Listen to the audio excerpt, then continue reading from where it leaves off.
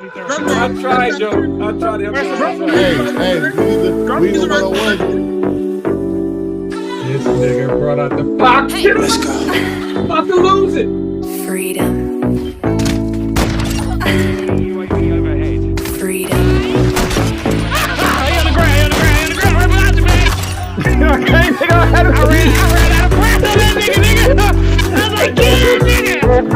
What? J.COLE Born Sinner. I had a couple of takes earlier before we started this situation, this matchup, and then before we discussed it, about a couple of songs I felt like I was going to skip from previous listens. I went back and listened to it again, then I listened to it again, and then I listened to it again. And I can say the two songs that I said that I would skip, I'm not skipping. It's like it's hard, bro. I told you. I'm not skipping. I will say, I'll let y'all know, the two songs I said I was going to skip was The Illuminati and Forbidden Fruit. I might still skip Forbidden Fruit. Well, Kendrick? With Kendrick, I might still skip it, but I've learned to appreciate it for what it is.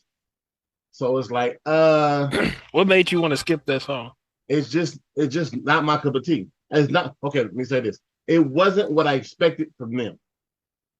Maybe my intentions, my expectations from them two together were different, and it gave me this, so it kind of disappointed me. So it kind of makes it a skip for me, but I understand for what it is and what the song is saying. I understand why people enjoy the song, but like I said, I had expectations, and the expectations weren't met. So that's why it's kind of a skip for me. Did you expect Kendrick to have a verse on it? No, I just expected a completely different sound. Completely different sound from them two. But if you look at it, the way what Kendrick rap about, you heard that song off his new album. That song is fucking dope. I forgot the name of it though. He got a video to it. He changed his face to Nipsey. Y'all help me out. What's the name of that damn song? Is it Damn? No, it's damn. I don't think it was on the album. It was like it was on the album. It was on. It was a single. It was like what's the every time Kendrick drops album, he drops that once he drops I forgot the name of the damn shit he drops at the beginning of them. It's always like one. But it's song. the last one. The last one. Yeah, but it's the last one. And he was like I said, as I bleed through your speakers, and he's changed his face to Nipsey in the video. It's talking about Bill Cosby. Yeah, I know. I want you. I want the heart. The heart. Yeah, it was the heart. Probably the heart. That shit. The heart part 5, right? Yeah. If you take shit like that and you take J. Cole, Forbidden Fruit fits them too. That's why I was like, that's why I was flabbergasted when you said it. I was like, wait a minute, that's right up the nigga's alley.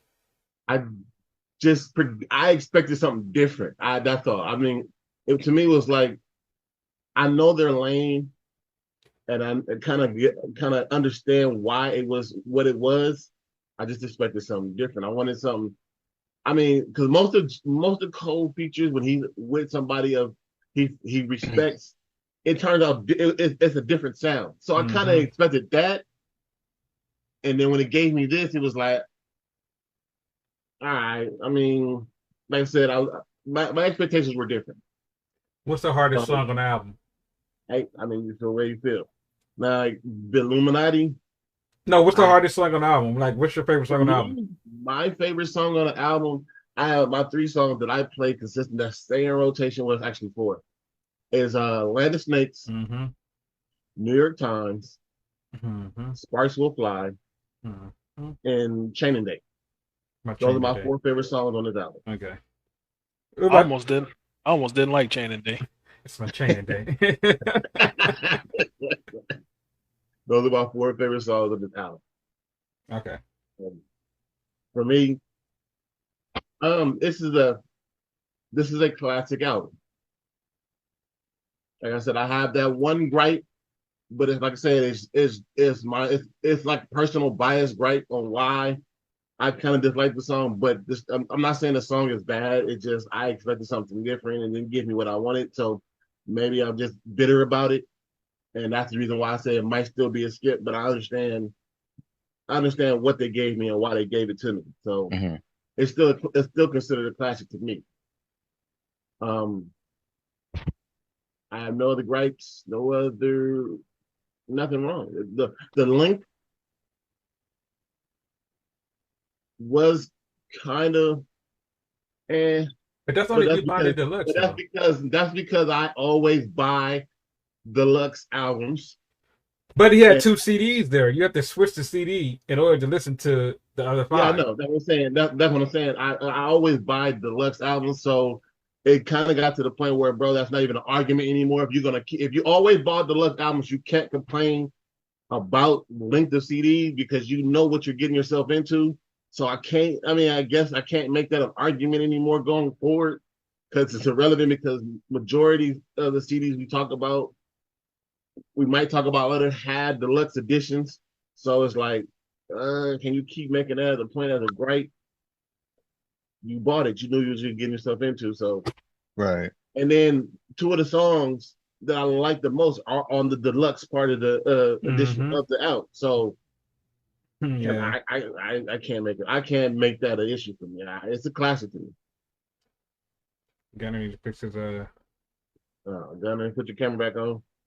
No, I'm just looking at stuff. I'm gonna be last to hop in, but give me 1 second. I'm just looking at the deluxe version track list. because I had to go back because I'm like,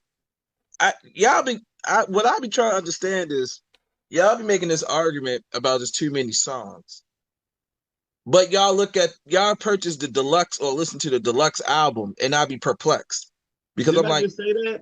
no, that's what I'm saying. That's what I'm perplexed by. I'm just like, if the arguments that y'all constantly make is about the length of the album or the songs, I'm just like, listen to what the actual album was beyond the deluxe copy, because the deluxe copy is like the director's copy to me. You know what I'm saying? The directors felt like, oh, I want to throw these extra tracks in. Whatever. All right. But didn't I just say I can't make that as a gripe anymore because I purchased the deluxe album? I hear you, but I hear you saying that, but you still griped about it. Before you say you just griped before you I griped about it. I griped about it, and then I came to terms that I shouldn't gripe about it. Well, you just shouldn't bring it up. I don't understand. This is like the second time you said the same shit twice. You listened to 2 albums and griped about the one thing. I was like, why are you breaking these things up? You're like, I don't want to gripe about it. But I'm like, but you literally just did it. I came to terms with it after I made my gripe. Like, okay, nigga, you can't have an epiphany. You can't. Savage had one a month ago. It's still the same shit. Don't bring that up. I'll just tell you, have an epiphany. I just heard 2 people say the same exact thing, and I was just like, I can't speak for somebody else. All right. I'm only speaking on what I said for the last 2 albums. I said, you know what? I can't do that anymore. I'm just saying I'm perplexed by it. That's all I'm saying. That's all I'm saying. That's why I had to go look at the track list again because I was like, hold on. I was like, hold on. It's 21 tracks, but the tracks on the CD is like the CD is like an hour and like an hour 20 minutes long. So if you throw that CD on, guess what? And you're at work, guess what? You're gonna blow by 2 hours. Exactly. Easily. But I'm not knocking it. I'm just I am knocking it. I am knocking this one. I'm knocking it. I'm like, bro. However, since I was gonna wait till the end, I wanted to hear Savage. Let me jump in real quick since I'm already on it. I thought my point of view on Born Sinner, I didn't have any skips. The production was tight. I had the same feel that I had when I listened to it the first time that I did this time, except for I now have a deeper appreciation for some of the songs because now I have I now know the relevance of why the song was created. So I have a deeper appreciation for them. Other than Crooked Smile, which they played to death, I'm cool with all the songs on here. I think in regards to the Forbidden Fruit, I hear what you're saying, Notes, but I will almost say this to you. Knowing the person and knowing the producer, when you hear that song, if I understand how you say I would expect to hear a little bit more out of Kendrick on that project or hear a different sound out of him, but I feel like he used Kendrick as an instrument on that album more so than he did as a feature for like what he was gonna put into it. But it was more like an instrument. And that's what I could appreciate about it when I first heard it. Because back when they first popped off, Kendrick was everywhere. It was hearing Kendrick on everything. And I'm like, all right, I'm assuming he's gonna drop another K dot line on there. No, he just used them for the voice. And I was like, all right, I can appreciate that. I can appreciate that. Using the person for the instrument as it is for everything else. Trouble was a dope song. Runaway is a dope song. My favorite song probably is Runaway. I like the song Runaway. That shit. One of the hardest, and I think he's criminally not mentioned. He had one of the hardest intros in that album, Born Sinner. That's one of the hardest intros. The Illuminati is probably one of the hardest intros. Period. Like, period. It went in. It went in, and it had you just like, it had enough humor, enough wit. The lines were tough. The bars were tough. I think he don't get enough credit for that intro of Illuminati. But other than that, I think as a whole, and I just to preference it, I just listen to the regular version, not the deluxe version. So there are some songs I didn't hear because I wanted to catch what the album was. I see nothing I could complain about. But the deluxe version, the songs goes with the album. No, I'm not saying they don't. I'm saying you say you listen to the first 16.